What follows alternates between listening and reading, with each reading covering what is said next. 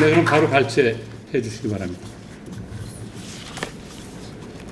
네, 안녕하세요. 지금 방금 전에 소개받은 고려대학교의 김용재 교수입니다.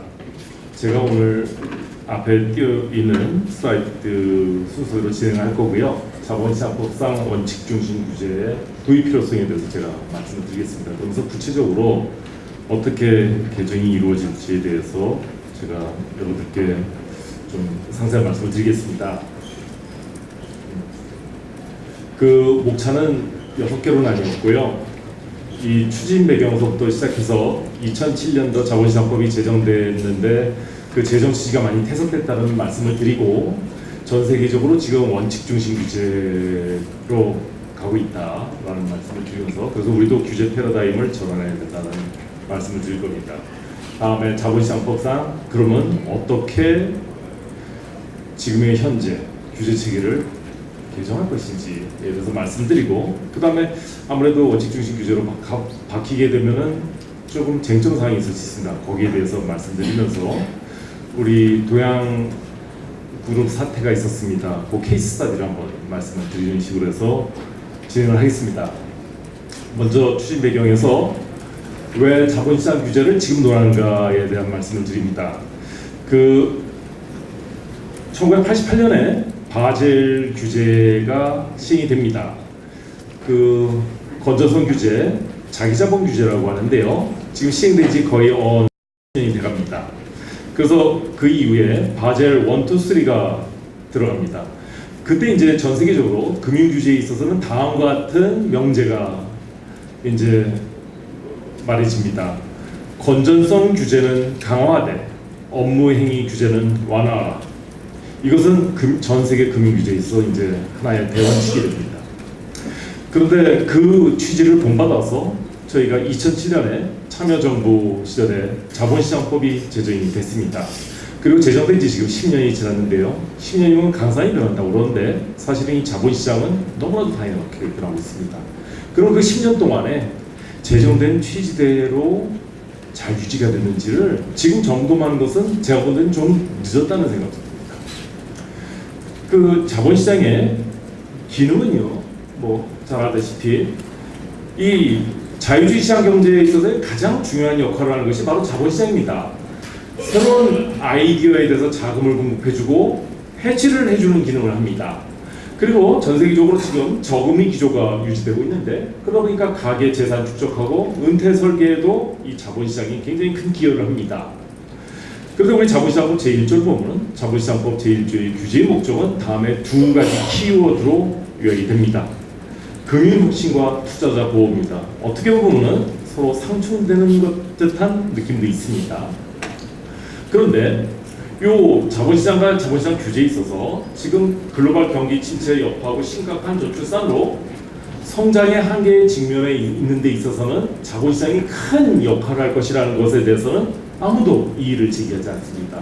그렇게 된다면 요 혁신과 투자자 보호, 요 두 가지 규제 목적을 동시에 달성할 수 있는 패러다임이 무엇이냐, 만일 그 패러다임이 있으면 그거로 전환해야 된다 라는 데서 논의는 출발하는 것 같습니다.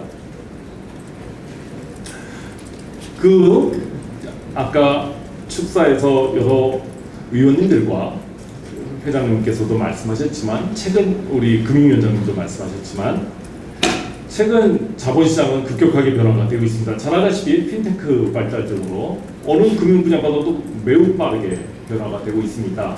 이렇게 빠르게 변화되는 시장을, 자본시장을 규제체가 사실은 포용할 수가 있어야 되는 것입니다. 그러려면 규제체계 자체가 혁신이 필요합니다. 이와 관련해서 가장 저희가 지금 베스트 모델로 보는 것이 영국입니다.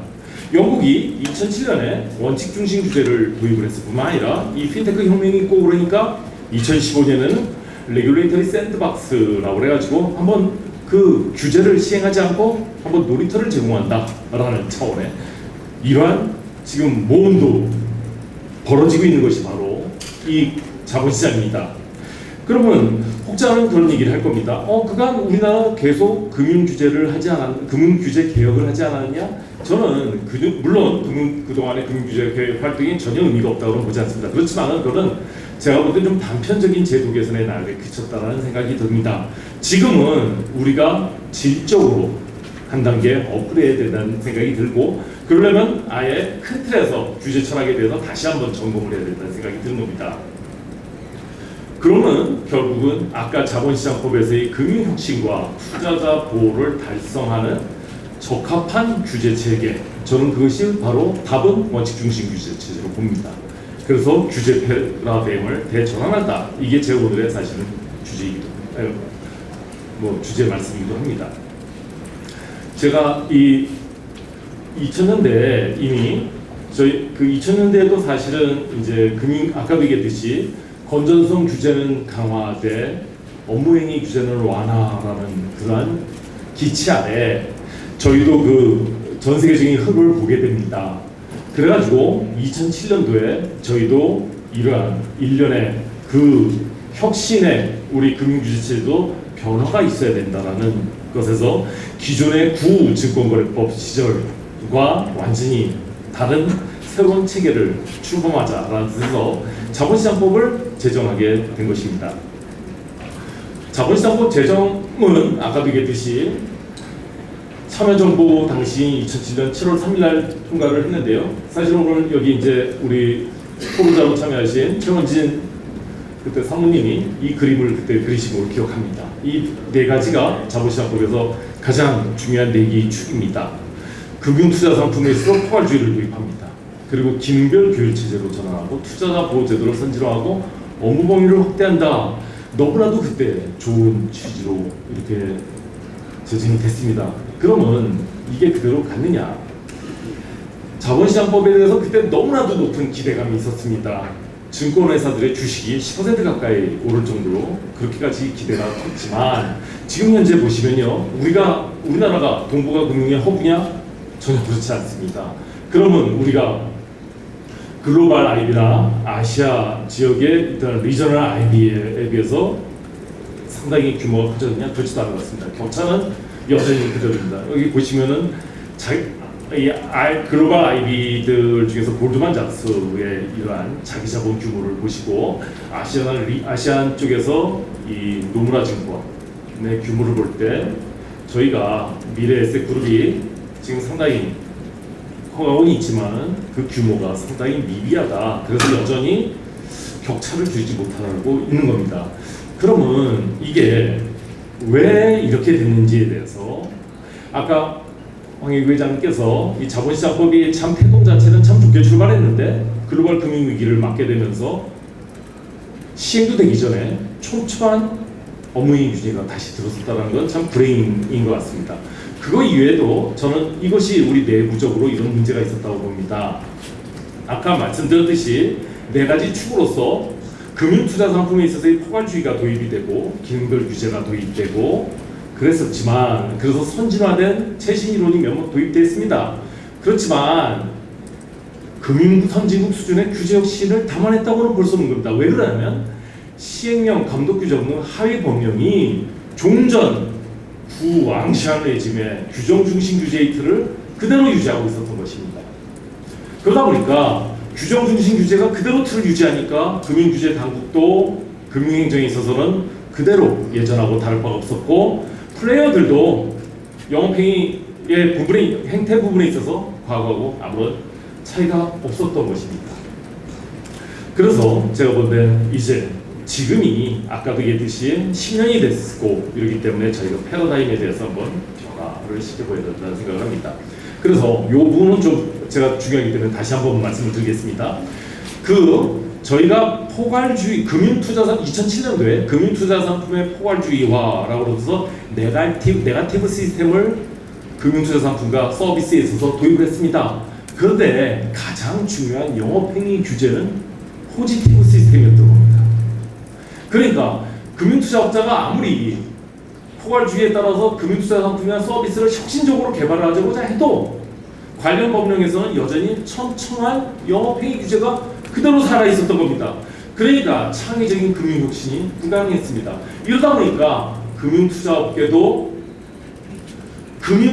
규제에 그냥 순응하고 수동적인 자세를 견지하게 됩니다. 그러다 보니까 세부 규정의 준수 여부 체크에만 매몰되어 있고 창의적인 마인드를 갖지 못한 겁니다. 적극적인 시장 발전, 제도 개선 노력도 하지 않습니다. 이게 저는 업계의 문제였다고 생각합니다. 또 그러면서 지금 아까도 보시면 핀테크 혁명도 일어나고 그런데 이러한 새로운 혁신을 규제는 또 포용하지 못합니다. 그렇게 되면서 새로운 위험 요인도 대두가 되는데 규제 공백지대가 발생합니다. 그러니까 투자자 보호에 실패하는 겁니다. 사고가 난 다음에 소일구 외양간 고치기 시도로 규제를 신설을 한다고 하더라도 이미 사고 난 것에 대해서는 아무런 대처를 하지 못하는 겁니다. 더욱이나 저는 이것도 문제라고 생각합니다. 문제를 일으킨 플레이어에 대해서 사후 제재가 굉장히 미흡했다 이겁니다. 사후 제재가 미흡하면 위법 행위, 위규 행위를 해서 얻게 되는 이익이 너무나도 크기 때문에 이런 약한 제재를 감수하고 감행하는 사태도 종종 발생했던 것 같습니다. 그래서 제가 아까 말씀드렸듯이 금융혁신과 투자자 보호라는 두 마리 토끼를 위해서 원칙 중심 규제라는 새로운 걸 도입해보자라는 얘기를 합니다. 먼저 규정 중심 규제는 기존에 그냥 법령에 열거된 절차와 방식만을 강조합니다. 그러니까 어떤 규정이 없다. 그러면 신상품개발과 업무 핵심에 소극적일 수밖에 없습니다. 그렇지만 원칙 중심 규제는 금융시장의 자율과 차이를 극대화합니다. 그러니까 금융혁신이 이루어질 수 있습니다. 또 하나는 아까 얘기했듯이 새로운 핀테크 혁명 같은 이런 금융환경에서 신속적 입법이 기존의 규정 중심 체제에서는 이루어지지 못합니다. 그러니까 규제 공백이 발생하고 그러니까 투자자보호 사각지대가 발생하는 것 아니겠습니까? 이제 새로운 원칙 중심 규제를 도입하게 되면 이따도 그렇지만은 투자자 보호에 더욱더 충실해진다는 말씀을 드립니다. 제가 현행 규제 방식에서 가장 어떻게 보면 업무의 규제 중에 제일 좀 대표적으로 좀 문제가 있는 규제를 하나, 차이니스 워를 하나 제가 좀 한번 생각을 해봤습니다. 여러분들 다 알다시피 정보 교류 차단 장치 규제라고도 합니다. 그런데요, 이게 그 차이니스 워는요, 지금 아까 얘기했듯이 2007년서부터 2009년 시행될 때까지 제정 이후 시행될 때까지 촘촘한 차이니스 워 규제가 또 생기고 혹은 프라임 브로커나 프로젝트 파이낸싱 같은 경우가 생길 때 또다시 차이니스 워가 완화되고 이런 과정을 반복하면서 우리나라의 차이니스 워 규제가요 법률 전문가들도 이해할 수 없을 만큼 너무 깁니다. 예를 들어서 지금 여기 보시면은 우리나라 차이니스 워가 이렇게 촘촘한 글씨여서 18페이지에 달합니다. 아무도 제대로 이해를 못하는 상태가 발생합니다. 왜 그러냐면요, 허용사항 넣고 금지사항을 일일이 열거하는 것 때문에 그렇습니다. 그래서 이거를 그림을 그리려다가 사실은 포기를 합니다. 어떤 게 맞는지도 모를 정도입니다. 그래서 이게 그동안에 너무 복잡해졌다는 걸 다음에 그림에서 한번 예시해 보겠습니다. 2007년 자본시장법이 제정되면서 그 하위 규정으로 이제 법령에서 그때는 좀 단순했었습니다. 이렇게 고유재산 업무하고 매매 중개업, 신탁업, 집합투자업 같은 데서 실선으로 나뉘어져 가지고 요 부분에 있어서는 서로 정보 교류, 임직원 교류 금지, 이게 차이니스 워를 설정했었고 그때 당시에 이해가 됐었습니다. 그렇지만은 기업금융 업무를 허용하게 되고 프라임 브로커리지 업무를 허용하게 되면서 다음에 비상장 기업에 대해서 출자하고 블록딜 중개하고 그러면서 촘촘히 이 차이니스 워는 점점 복잡해지는 그러한 외향세가 나타납니다. 거기다가 이 프라이빗 뱅킹 업무를 하게 되면요 더욱더 예외 이제 허용되는 범위도 아주 넓어지게 되면서 또 겸용도 허용하게 되고 이렇게 되면서 매우 그림이 복잡해집니다. 이건 하나의 예에 지나지 않습니다만 이렇게 새로운 업무가 추가가 되고 혹은 새로운 규제가 창설이 될 때마다 이해상충 이 차이니스 워 규제는 정말로 아무도 이해하지 못하는 상태가 됩니다. 이렇게 복잡한 상태가 이어집니다.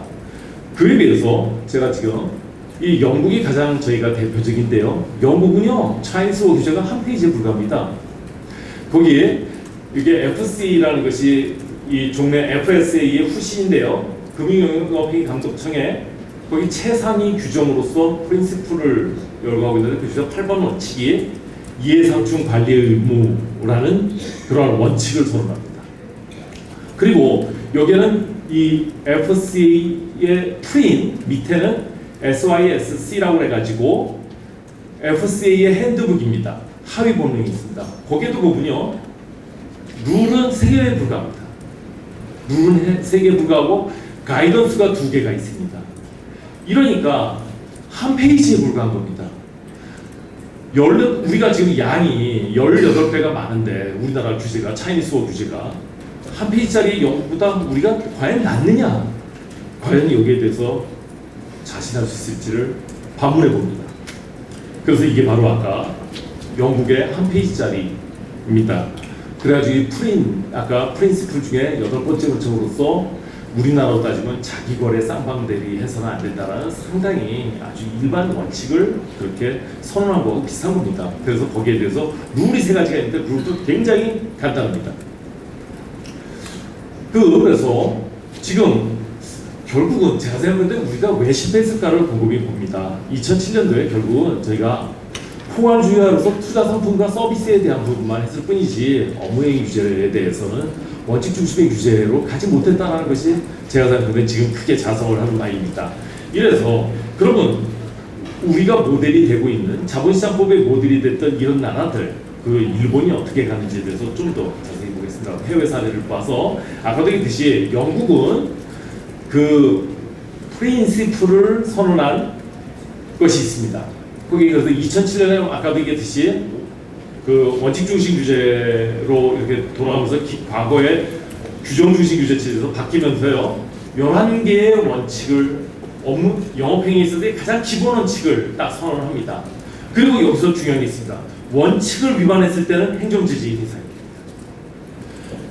호주는 영국보다 사실 더 썼습니다. 오늘 워커 회장님께서 말씀해 주시겠지만 월리스 리포트라고 해서 우리 지금 쌍봉 체제가 그 이제 건전성 규제청하고 업무행위 규제청으로 딱 구분이 되는데, 그러면서 이 월리스 리포트에 의해서 2007년 회사법 제정 시에 보면요, 금융회사 영업행위에 대해서 11개의 원칙을 제시합니다.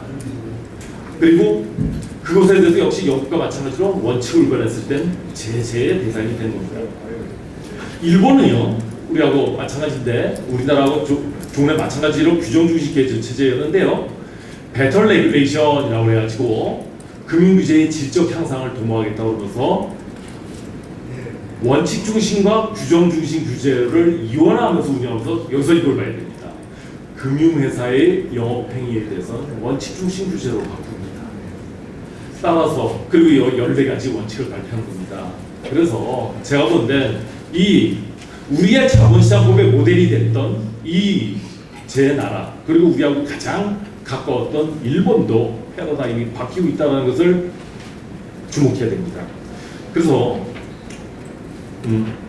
자본시장법상 그 원칙 중심 규제라는 건 뭐냐? 일반 원칙에 근거해서 결과 달성에 중점을 두는 규제 방식이다. 좀 더 자세히 보겠습니다.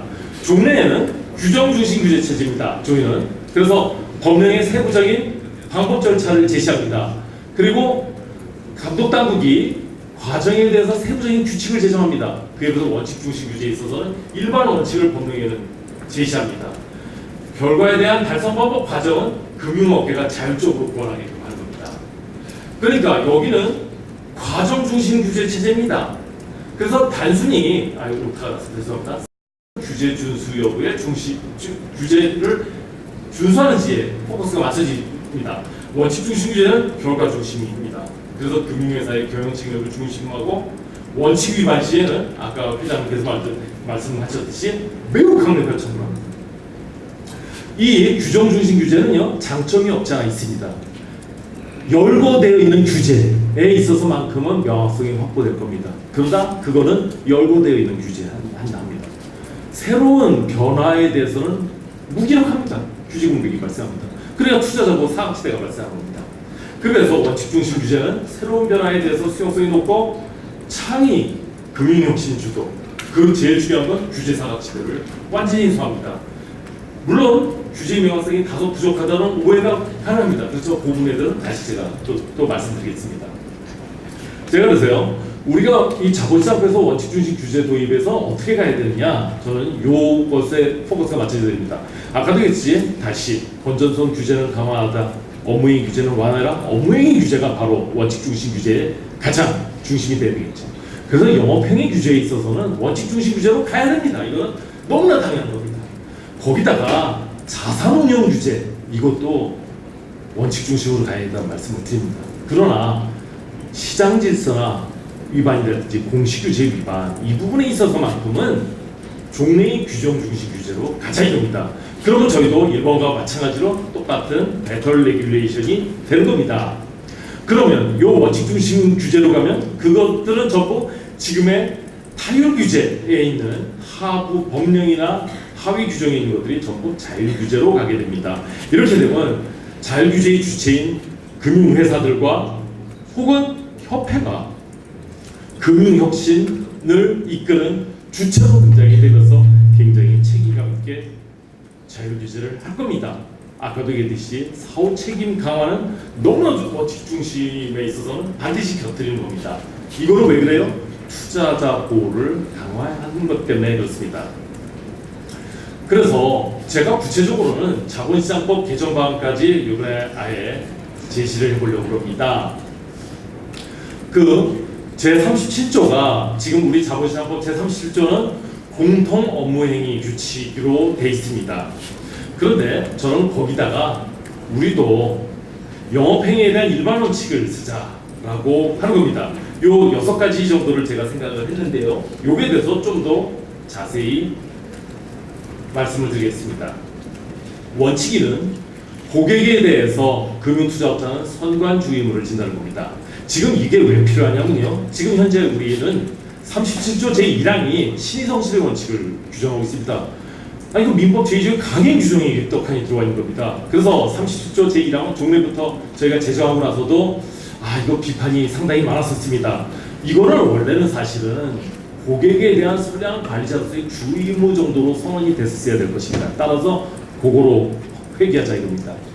금융투자업자. 그 다음에 정직하고 공정해야 된다. 이거는 어느 법제에 있어서나 다 강조가 되는 겁니다. 저희 법제만 제대로 강조가 안 되는 거라서 고객에게 거짓 숙의 없이 대하고 부당한 차별 없이 대하지 말라. 그런 제2의 원칙을 선언하고 싶습니다.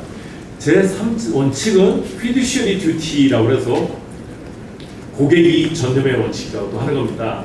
이거는 일반 금융투자업자가 아니고 사실은 고객 재산을 직접 운영하는 집합투자업자나 투자자문 일임업자, 시타업자들은 좀 더 선관 의무보다는 고도의 주의 의무를 지게 되는 겁니다. 그래서 이 부분에 있어서도 이를 명확히 해서 선관 의무와 다른 요 부분에 있어서는 타인의 자산을 관리하는 수탁자로서의 의무를 저희가 원칙으로서 선언하고자 합니다. 다음 아까도 얘기했듯이 18페이지에 걸쳐 있는 이 세부 규정, 이거는 정말 의미가 없는 겁니다. 따라서 아까 영국에서와 같이 풀인해서 본 것처럼 그러니까 원칙 중에 8번째 원칙이죠. 이해상충 방지 의무를 선언한 겁니다. 그래서 법률에서 이해상충 방지를 위한 포괄적인 상현칙을 제시합니다. 구체적인 준수 절차는 개별 상품을 운영하는 그 금융기관이나 자율규제기관에서 자율규제 내부 통제 등으로 규율하면 되는 겁니다. 따라서 지금 그 복잡한 18페이지의 이해상충 방지에 관련된 세부 조항들은 전부 이관을 시켜야 됩니다. 다음으로 우리 자본시장법에서는 종래 우리 판례가 인정하였던 고객보호 의무와 관련해서 47조서부터 자본시장법 47조서부터 설명의무, 설명의무관 시의 손해배상 책임, 적합성의 원칙, 적정성의 원칙을 굉장히 세부적으로 열거하고 있습니다. 이거는 사실은 기존에 판례에서 인정이 되었던 거기 때문에 자본시장법이 이렇게 세부적으로 이렇게 열거하는 나라는 우리나라밖에 없습니다. 그래서 투자자 보호 및 정보 제공 의무 정도로 선언을 하고 개별적인 금융투자 상품을 판매하는 경우 거기에 적합한 설명 의무, 적합성의 원칙, 손해배상 책임은 각 플레이어들한테 맡기자 됩니다. 그다음 6번째는 금융당국과의 협조 의무는 아무리 강조해도 중요할 겁니다. 더욱이나 이제 내부 통제로 간다면 준법 의무는 더욱더 담보가 돼야 됩니다. 따라서 이를 강조하는 법적 장치로서 금융당국과의 협조 의무는 일반 원칙으로서 반드시 들어가야 된다고 봅니다. 그렇게 되면은 지금 현재 이렇게 복잡하게 돼 있는 이러한 현행, 여러분들 자본시장법 보시면 아시겠지만 법 자체가 어마어마하게 복잡하지 않습니까?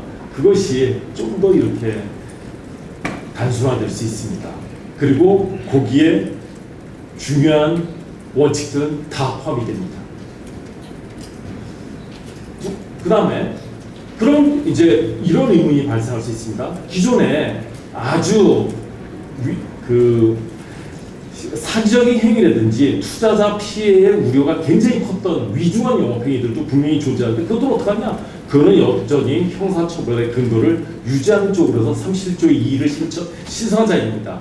그래서 단순한 절차 위반은 그냥 37조로 포섭을 시키되 이 정말로 어떻게 보면 고객에게 굉장히 배신적인 행위들로서 기존의 형벌 규정에 적용을 받았던 이러한 행위들은 형사처벌을 그대로 준치하는 겁니다. 그렇게 해서 이렇게 금융시장에서의 소비자들의 불안을 잠재우는 것도 당연히 중요한 겁니다. 다음은 아까도 얘기했듯이 영업행위 규제뿐만 아니라 자산운용에 있어서도 마찬가지입니다. 그 집합투자업자는 아까도 얘기했듯이 타인의 자금을 관리하는 수탁자이기 때문에 수탁자로서 피두시어리 의무 정도 선언하는 건 당연한 겁니다. 그러면 거기에 대한 또 일반 원칙으로서 투자자 수익을 극대화해야 된다는 대원칙, 그래서 투자 위험을 너무 크게 해서는 안 되겠죠. 당연히 최소화해야 된다는 의미. 그래서 적정한 수준의 위험 관리 의무, 관련 법인 펀드 준수 의무, 그 다음에 절차 제정 준수 의무, 이런 형태로 집합투자 재산 운용에 있어서도 일반 원칙을 이 정도로 족하다 이겁니다. 그러면 지금 현재 이 집합투자 쪽에서는 어떤 게 문제냐면요. 지금 현재 우리 규제가, 이건 물론 저희 금융규제개혁에서도 계속 얘기가 나오는 거기는 했지만요. 지나치게 투자한도 비율을 갖다가 법령에서 두고 있습니다. 가장 대표적인 게 동일 종목 투자한도 상한 비율을 딱 들고 있고, 동일 보면 발행증권에서 투자 규제업자 전 투자 규제를 또 하고 있고, 이런 식으로 투자 한도에 대한 비율을 둔다는 것은 난센스입니다. 난센스입니다. 그래서 그런 부분에 있어서 이거는 정말로 자율 규제 쪽으로 가야 되는 내용입니다. 그리고 그러면서 기타 아까 집합투자재산 운용 일반 원칙을 79조에다가 딱 선언한다면 파생상품 관련 그런 세부 규정들이 이쪽으로 포섭시키는 형태로 하고, 부동산 운용 금지 행위에 대해서도 이런 것도 없애고 이런 형태로 해서 세부적인 이런 자산 운용에 대한 절차라든지 수치 같은 것을 법에서 떨구자라는 말씀을 드리고 싶습니다. 그렇지만 아까도 얘기했듯이 제일 중요한 거는 뭐니 해도 이 투자자 보호입니다. 그래서 저는 이 업자의 영업행위 원칙을 위반했을 때는 과징금을 대폭 강화하는 쪽으로 가자 이겁니다. 그래서 37조에 아까 일반 6가지 영업행위 원칙 위반, 자산운용 원칙 5가지 위반했을 때는 그때 영업이익이 5%나 자기자본이 1% 혹은 5억 원 중에 가장 맥시멈이 되는 쪽으로 과징금을 두들기자 이겁니다.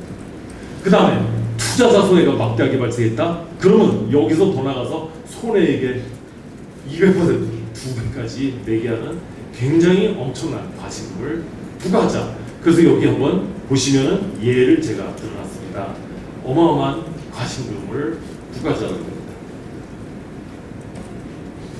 다음에 형벌은 아까 얘기했듯이 37조 2의 기존의 사기적인 행위, 그리고 이 고객에게 굉장히 큰 피해를 일으키는 행위, 그런 것들에서 여전히 형벌 조항을 유지하는 형태로 두자. 그 다음에 이제는 자율규제라는 것이 어느 정도는 규범력을 갖게 돼야 되니까 여기에 대해서 우리가 연결고리를 지어주자. 일본에서 보면 자율규제, 배터 레귤레이션을 하면서 업무행위 규제에 있어서는 지금 자율규제로 가고 있습니다. 그러다 보니까 일본의 관련 법령에서는 자율규제기관에게 위임을 해주는 형태로 되어 있습니다. 이렇게 해서 아무래도 위임의 연결고리를 주는 거기 때문에, 그래서 역시 마찬가지로 자율규제 규범력을 강화하는 형태로 가야 될 것 같습니다. 그래서 쟁점 사항으로는요, 이제 여러 가지 의문이 있을 겁니다. 우리 대리법 체계가 영미법 체계하고 조화되느냐? 그런데 혹시 이 부분에서 질문이 들어오면 제가 말씀드리겠지만 우리나라의 금융법제는 사실은 출발부터 영미법제입니다. 그러니까 아주 소프트 랜딩이 된 가장 대표적인 법제입니다. 그 말씀을 드리고자 하고요. 그래서 어떤 법으로 가느냐는 것은 시장에서 가장 효과적인 게 무엇이냐를 선택할 수 있는 저희는 그런 여지가 있고 금융 분야가 사실은 제일 연착륙이 된 부분입니다. 다음에 원칙 중심 규제는 규제 완화가 아니냐? 아까도 얘기했듯이 기존에는 열거돼 있는 규제만을 규제했었습니다. 그렇지만 지금은 원칙을 위반하고는 규제가 들어갈 것이기 때문에 규제 내용이 완화된 것이 아니라 오히려 더욱더 규제는 세집니다. 기존에 미열거된 부분에 있어서도 규제를 하는 것이 됩니다. 그래서 규제 강화로 연결이 됩니다.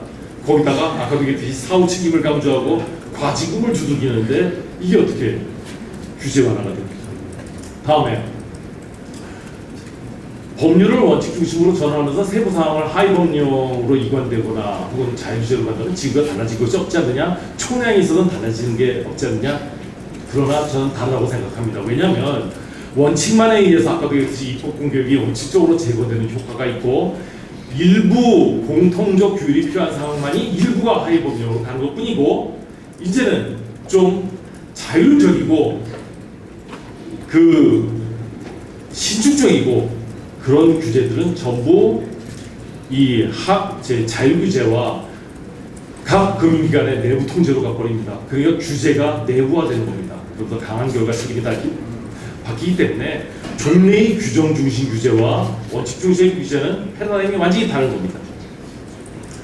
다음에 이거 과징금을 부과하기 위해서는 하위 법령에 좀 근거가 필요하지 않느냐? 이거는 제가 생각할 때는 뭐 어느 정도는 그런 비난을 할 것 같은데, 근데 이 다른 법을 보면요, 행정제재인 과징금에 대해서는 재형법정주의, 저희가 형벌에 있어서는 아주 꼼꼼하게 재형법정주의를 요구하는데 그 정도 수준의 명확성이 요구되지 않는다는 것이 이미 공정거래법상 과징금 제도에 있어서도 이미 나와 있는 얘기입니다. 그 다음에 이게 포괄 위임 금지, 입법 금지에 위배되지 않느냐라는 논란이 있는데 아까도 얘기했듯이 건전성 규제는 강화돼 업무행위 규제는 완화하다 보니까 업무행위 규제는 사실은 위임할 것이 아니고 자율적으로 가야 될 사항입니다. 따라서 포괄적 위임 위법 거기 논의하는 것 자체가 잘못된 겁니다. 그래서 거기다가 제가 이것까지 하나 말씀드린다면요, 우리 헌법재판소의 결정이 요즘 굉장히 중요하지 않습니까? 여기 보면은 다양한 사실관계를 규율하거나 사실관계가 수시로 배달될 것이 예상되는 영역에서는 위임의 구체성과 명확성의 요구를 완화하는 것이 우리 헌법재판소의 결정입니다. 이와 관련해서도 제가 좀 더 혹시 이따 토론 시간에 질문이 들어온다면 그 부분에서 좀 더 자세히 설명을 드리겠습니다. 따라서 포괄 위임 입법 금지에 반하지도 않고요. 다음에 명확성의 원칙에도 반하지 않는다는 말씀을 드립니다. 아까 케이스 스타디로서 동양 사태를 다 아시는 얘기죠. 동양그룹이요, 그 부실 계열사 회사체하고 CP를 부실 계열사가 발행한 것을 특정 시장에 편입해가지고 투자자한테 어마어마한 피해를 입힌 사건입니다. 그래서 이 피해자 1인당 평균 3,863만 원, 뭐 고객수가 피해자가 41,000명에 달합니다.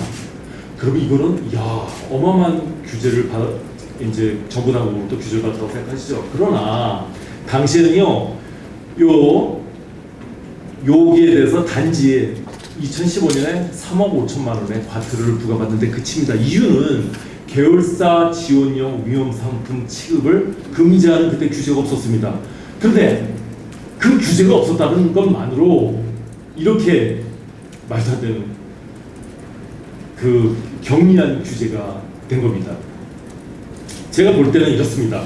만일 원칙 중심으로 갔다면 이 동양그룹 사태는 제일 대표적인 선관 의무 위반이기도 하면서 충실 의무 위반이기도 하고 이해상충 방지 의무 위반입니다. 그런 의무 위반으로 해서 바로 조속히 바로 시정이 들어갈 수가 있었던 겁니다. 어마어마한 과징금이 들어갈 수가 있었던 것이죠. 그래서 죄송합니다. 요 규정 중심 규제에서는 그때 동양 사태를 보면 아시겠지만 즉각적인 제재가 없었을 제재가 없으니까 규정이 존재하지 않는다는 이유 때문에 즉각적인 제재가 불가능했습니다. 지금 방금 전에 얘기했지만 원칙 중심 규제로 전환하다면 바로 제재가 가능했을 겁니다. 바로 제재가 가능했으면 추가적인 손자 피해도 막을 수가 있었던 것입니다. 즉각적으로. 다음에 이때 규제가 없었는데 그럼 사후 약방문식으로 소일구 외약간식으로 규제를 신설해 버립니다. 그러면 행위 당시에는 이 규제가 없었으니까 이때는 면제부가 발행된 것과 마찬가지의 사태가 발생한 겁니다. 그래서 이런 문제점도 원칙 중심 규제가 있다면 해결이 됩니다. 아까도 얘기했듯이 없었으니까 규제사 지대가 발생한 거 아닙니까? 그리고 만일 다른 약간 규제를 면탈하는 형태로 새로운 위법적인 업무행위 규제를 또 일으켰다. 그렇게 되면 제2의 동양 사태 추가적인 것을 막을 수가 없습니다. 규제가 없다는 이유 때문에. 그래서 원칙 중심 규제가 도입이 된다면 이제 규제 사각지대라는 것도 발생하지 않을 것이고 제2의 동양 사태도 원천적으로 차단이 된다라는 생각을 합니다. 따라서 제가 너무 세게 말씀드리려고 이렇게 완화했지만요. 원칙 중심 규제는 사실은 이게 시장에서 어떻게 받아들일지 모르겠지만 규제 완화가 사실은 규제처럼 강화라고 봅니다. 하지만 여기서는 규제 합리화 정도로 제가 발표하겠습니다. 아까도 얘기했듯이 금융은 다른 경제보다 강하게 규제되는 영역으로서 규제 체제의 설계가 매우 중요하다는 얘기는 아까 김종석 의원님도 말씀해 주셨습니다. 해외 금융 규제 변화를 잘 봐야 될 것 같습니다. 우리가 자본시장법이 2007년에 그때 도입이 될 때 그때 처음부터 끝까지 해외에서 인정하는 대로 그때 원칙 중심 규제를 도입했다면 지금 저희가 지금 이렇게까지 죄송합니다. 이런 말씀 드려서 너무 이렇게 열악한 상태가 됐었을까에 대해서 참 저도 좀 반성하는 바입니다. 이 법이 이제는 더 이상 지지돼서는 안 될 것 같습니다. 그래서 오늘 제가 국회에서 이걸 발표를 한다는 게 너무나도 참 다행이라고 생각합니다. 이 법하고 금융감독당국의 보다 적극적인 관심에 의해서 지금이 아니면 이제 늦을 것 같습니다. 자본시장법 제정 10년이 지났습니다. 이제 이 10년이 지난 지금이 규제 패러다임을 완전히 전환할 시점이 아닌가 생각하면서 발표를 마칩니다. 경청해 주셔서 감사합니다. 네.